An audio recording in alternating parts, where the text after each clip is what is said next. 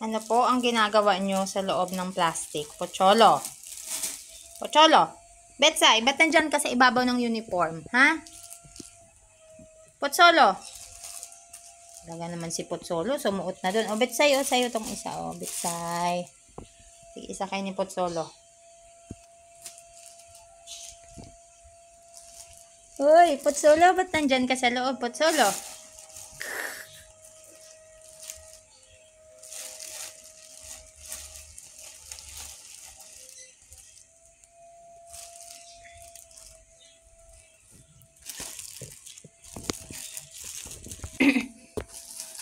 O, yan, isa bet sa'yo. Tig-isa kayo ni Pocholo. Yan, dyan ka sa isa. Baka naiinggit yung nanay nyo, may isa pang plastic. Ayan, plastic lang. Masaya na si Pocholo at si Betsay.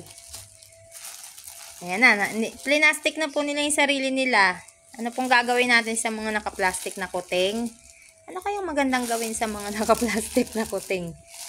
Babakbakan sila, pero naka-plastic po sila. Makukulit talaga, makukulit. Oh. Ikaw, Bitsay, kulit. Pocholo, kulit.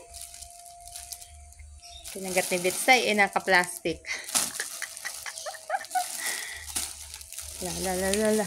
La. Karoon na po ng gera dito dahil sa mga plastic.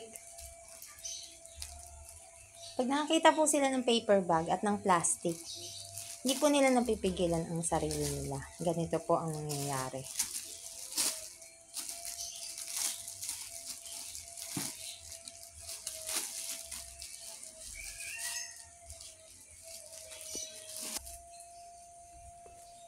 Sa uniform mo! Look! Baka i-scratch na yan. Uy, baka i-scratch. No.